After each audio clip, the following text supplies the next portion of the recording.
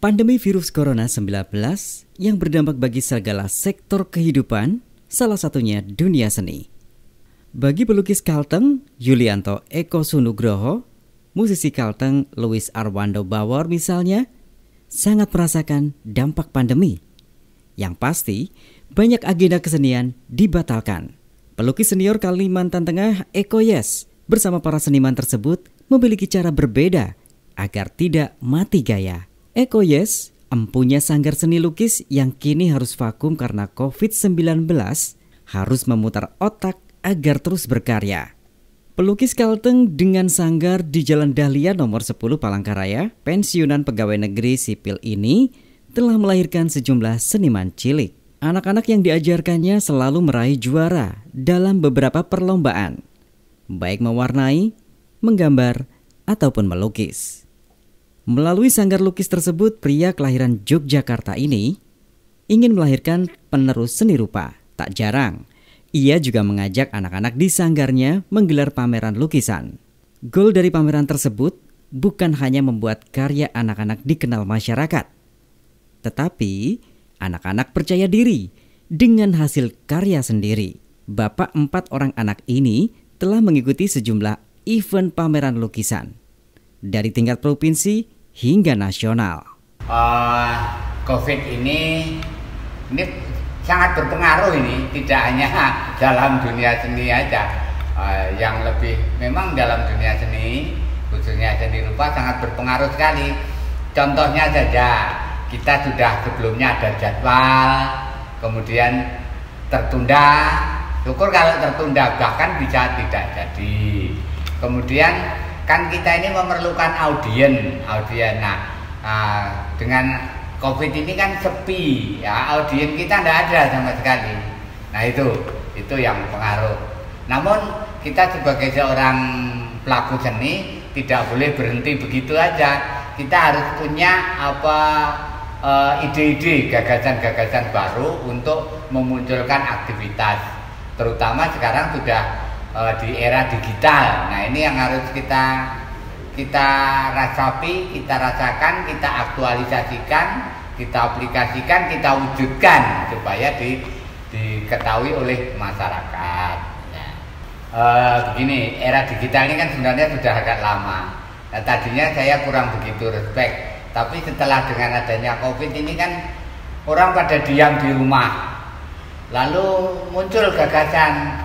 Nah, kita harus menunjukkan ke dunia luar, ya, cara yang bagus sekarang ini ya melalui dunia digital itu. Nah, kebetulan ini baik kita itu dari Facebook, WA maupun Instagram. Sekarang ini yang lebih ada imbal baliknya yaitu YouTube. Jadi saya punya gagasan ingin memunculkan karya-karya saya, terutama secara pribadi saya, namun nanti akan terkait dengan orang lain. Kalau saya hanya punya modal HP disimpan di situ, itu bisa penuh. Nah, dengan kita simpan melalui YouTube, suatu saat kita akan bisa membuka kembali karya-karya. Di samping itu juga orang lain mengetahui. Nah, mengetahui yang lebih dari itu tentunya kita sebagai seorang seniman ada harapan kompensasi. Itu yang harapan kita. Ya, syukur alhamdulillah itu. Nah, supaya bisa ke depan lebih lagi. Saya kira demikian, yeah. Tapi lebih jauh dari itu, kalau seperti saya dunia seni rupa hanya saya lihat yang hanya khusus untuk seni rupa itu kurang begitu banyak. Makanya saya punya gagasan ini bergabung dengan seniman-seniman, misalnya seni musik sudah saya ajak bergabung sama saya, sehingga tidak hanya melihat karya lukisannya aja, tapi juga merasakan musiknya. Syukur nanti ada teman-teman yang akan bergabung lagi dengan seniman-seniman yang misalnya sastra, teater ataupun yang lain. Di channel YouTube, channel saya Eko Yes yang sudah banyak dikenal. Nah, kemudian prosesnya tadinya kan saya itu hanya sekedar aja mengisi waktu. Tapi lama-lama ini kita harus lebih memperbaiki lagi, kemudian untuk lebih luas dikenal dengan masyarakat. Dan saya mencoba, ini ternyata tidak hanya di Indonesia, saya perkenalkan ke dunia luar. Kemarin itu saya coba-coba buka-buka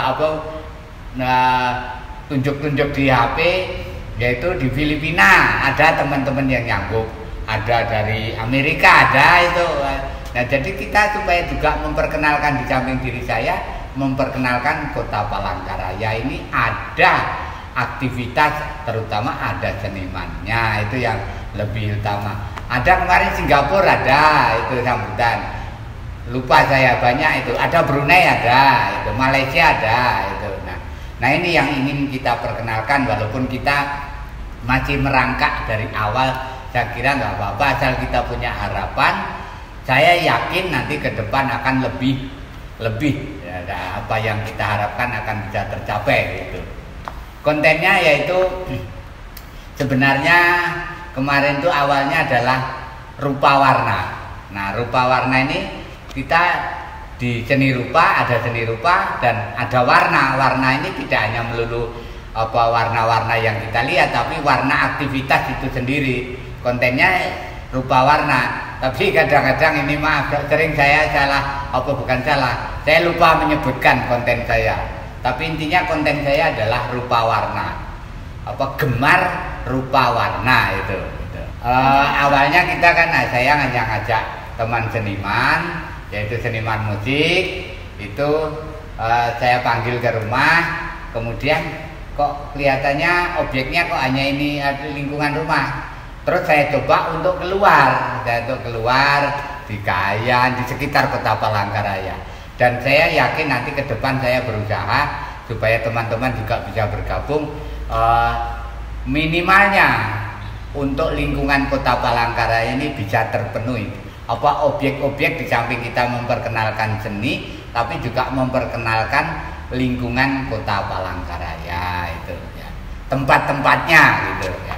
Dengan harapan diri sendiri ya, satu minimal saya punya tempat dokumen yang sewaktu-waktu bisa saya buka.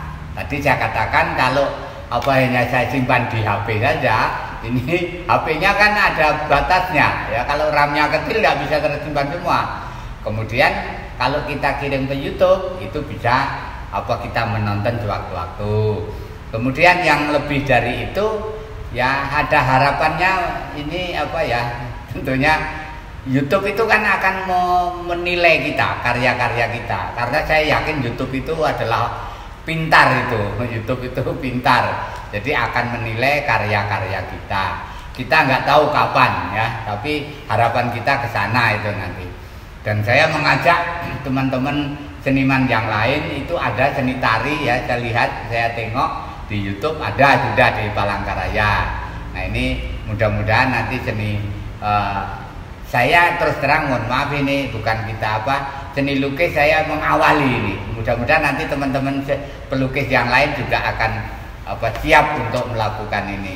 Jadi kita tidak hanya berkarya karena COVID terus diam saja, jangan. Tapi kita tetap harus aktivitas berkreasi, saya kira gitu ya. Meskipun telah pensiun, aktivitas di dunia seni rupa tidak akan surut.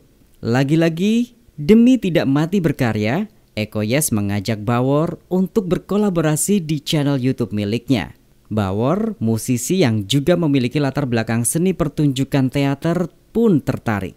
Bawor pun akhirnya membawa gitar kesayangannya untuk melanjutkan nada-nada indah sebagai latar musik ketika Eko Yes melukis.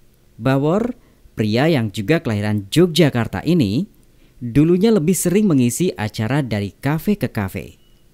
Dengan latar belakang seni pertunjukan, ia sering diminta menjadi sutradara keaktoran dari Institut Seni di Indonesia di Yogyakarta.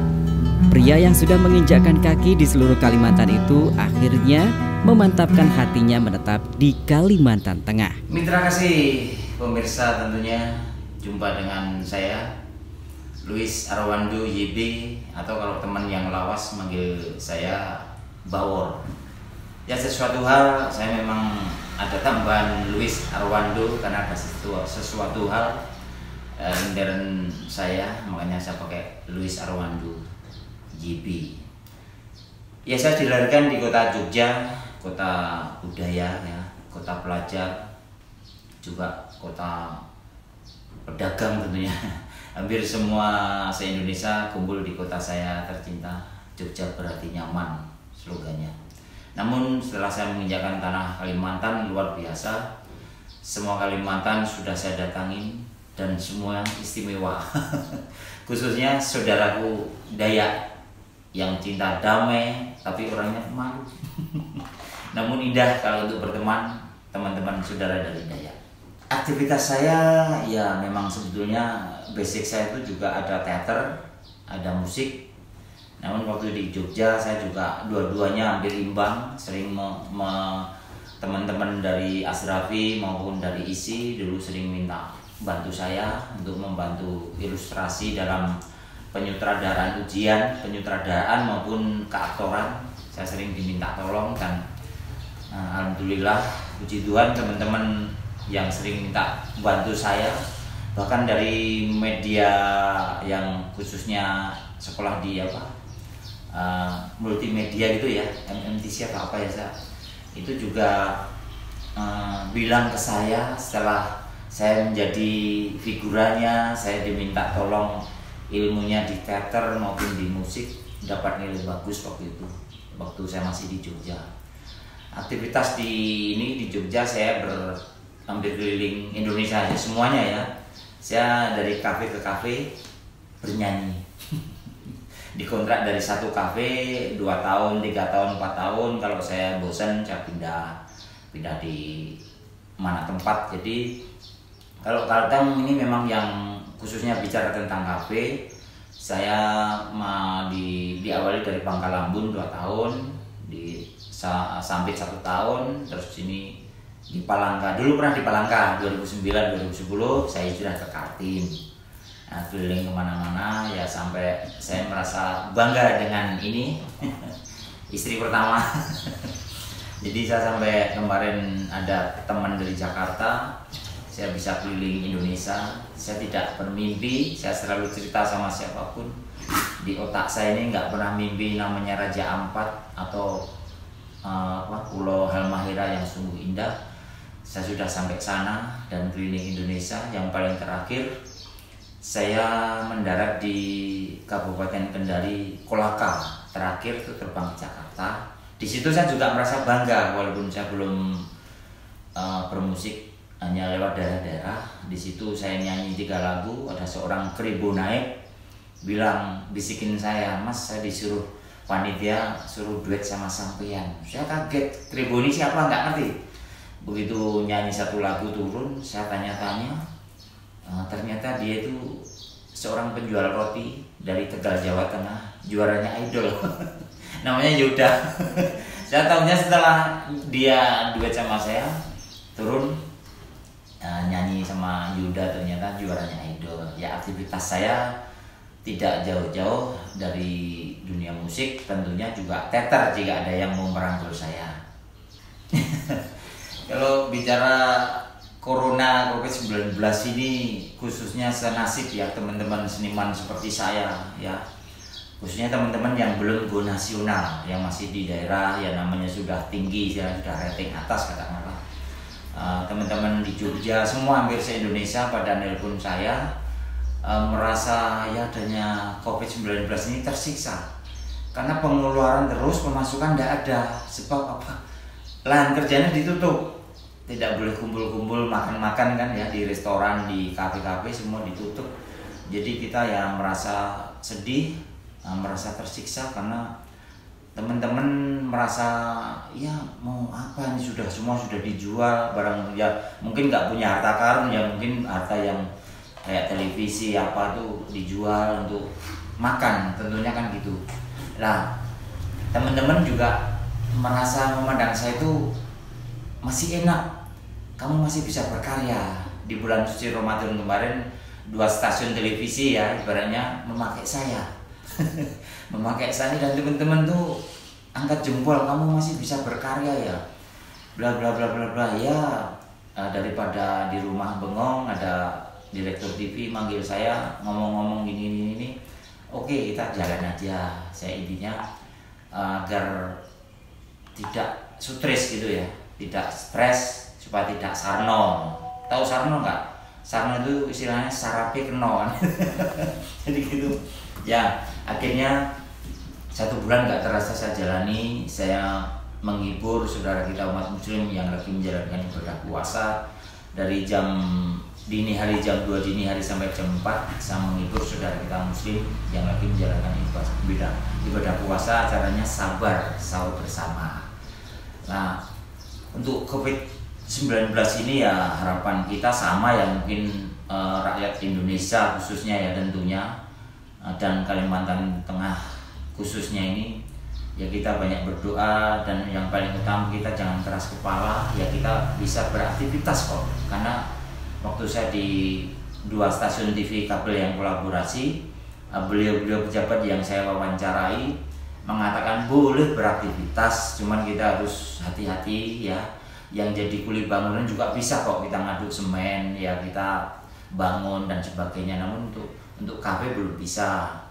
Jadi ya tetap kita berdoa dan hati-hati. Sebetulnya ini pelajaran untuk khususnya orang Indonesia ya. Kalau kita mau bercermin di negara Asia khususnya Jepang, itu sejak usia dini anak-anak sudah diajari kebersihan ya. Sebelum mau nyentuh apa tuh pasti kita cuci tangan ya. Orang Jepang adanya COVID ini nggak mau terima tamu. Di Indonesia aja yang nekat ya kan. Kita harus bercermin negara matahari istilahnya ya. Itu ya kita segi positifnya aja. Masing-masing semua negara itu mungkin ada plus minusnya, tapi kita nggak ada jeleknya, ambil yang segi positifnya. Kita punya anak kecil ya, sejak dini itu alangkah baiknya setelah adanya COVID ini anak kita diajari kebersihan. Nah, samping itu adanya COVID-19, saya juga berterima kasih sekali pada senior kita ya di Kalimantan Tengah. Siapa yang nggak kenal namanya Pak Eko Yes, red coret, nah gitu tuh. Indah. Itu beliau ngajak saya dalam arti untuk berkreasi, berkolaborasi, daripada kita di rumah diam, kita nggak berkarya. Ya walaupun saya juga berkarya, tapi kan nggak muncul ya, cuman bikin lagu di kamar. Nah, adanya saya diajak senior seni rupa ya Pak Eko Yes di Kalimantan Tengah khususnya Palangkaraya, yang sering ngisi acara rutin TVRI Palangkaraya ini. Ya saya merasa bersyukur karena ada sesuatu yang lain, sesuatu yang indah, berkesenian antara seni rupa dengan musik bisa sinkron. Walaupun teman-teman seniman itu juga memberi masukan, kritikan yang membangun, ya kita terima, kita luar biasa kan. Namanya kita mau maju itu harus mau menerima kritikan itu kan kritikan yang membangun tentunya. Tapi ada sih kritikan yang mencela, itu nggak perlu kita dengarkan. Orang tuh kalau mencela gampang, wit gedang buah pakel itu kan ya, omong gampang ngelakoni angel kan gitu. Orang mencela itu mudah, belum tentu orang yang mencela itu seperti kita bikin, belum tentu bisa. Seandainya dia bisa, berarti dia orang sombong kan gitu aja. Jadi saya terima kasih pada Pak Eko Yes yang ngajak saya untuk kolaborasi. Saya bermain musik, dan saya sama Pak Eko yang sudah diunggah di YouTube ini, Pak Eko Yes ya, Eko Yes gitu ya, di YouTube ya. Teman-teman bisa lihat itu kreasi saya sama Pak Eko, dan saya tidak pernah mengarang lagu jauh-jauh hari. Pak Eko ngajak, Mas minggu besok temanya orang cantik. Wah, saya tuh nulis saat dikabarin Pak Eko nulis tuh nggak pernah ketemu. Tapi begitu minggu pagi, ibaratnya acara minggu pagi jam 5 tuh saya baru nulis. Malah ketemu udah lagunya nanti di lokasi. Jadi saya nggak ada rencana. Jadi Pak Eko juga nulis lukisannya itu, coret-coretnya juga cuman asal judul, bilang Putri Dayak, bantaran sungai. Nanti di situ prakteknya langsung nulis, langsung melukis. Saya juga di situ. Jadi ini nggak ada rencana. Ya, harapan saya sebagai seorang seni musik, karena yang saya gelutin saat ini di Kalimantan Tengah ini musik. Ya saya sih enjoy aja diajak siapapun pekerja seni, saya selalu siap.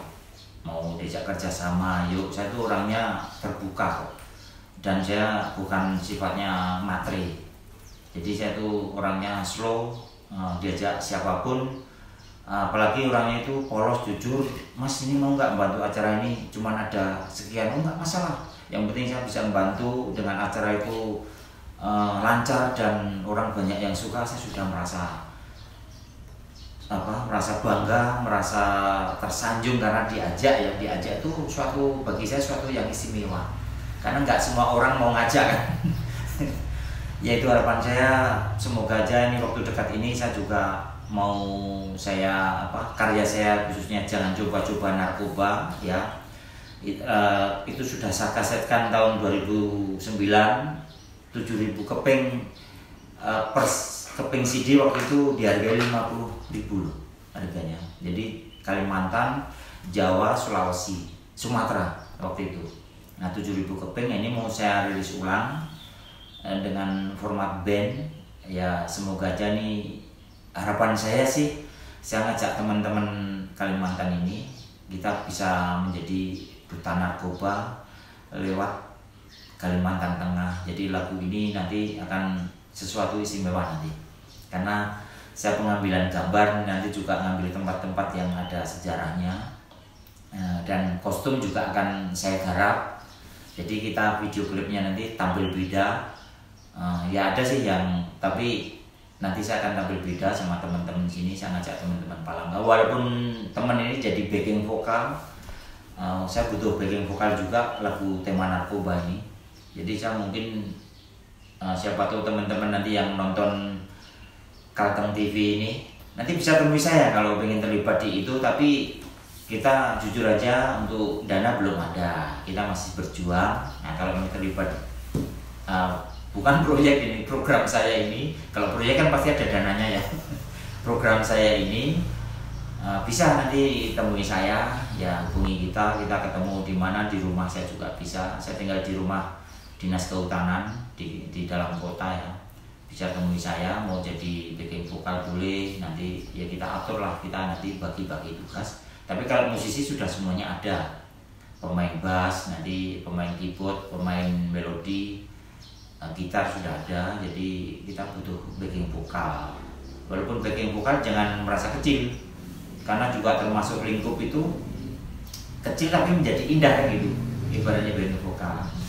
Teman-teman sini saya harapkan jika punya vokal pas-pas tidak masalah, nanti bisa diulang. Nah itu harapan saya itu. Semoga program saya sama Pak Eko ini juga bisa dilanjut, walaupun seminggu sekali mungkin. Nanti ya kalau saya sih terserah Pak Eko. Nah dan apa rencana-rencana nanti saya sama Pak Eko mau pameran lukisan juga sambil sket wajah. Nah, sket wajah nanti kita bisa 100.000 atau berapa ya sket wajah situ. Pak Eko nyeket wajah orang-orang yang sket wajahnya. Nah, nanti tinggal kerja sama Pak Eko, mau figurannya dari Pak Eko atau figuran sendiri ya. Saya di situ main musik sambil pameran. Nah, jadi di taman nanti, taman-taman Kamelo, taman mana yang kira-kiranya nggak panas banget, di situ banyak pengunjung.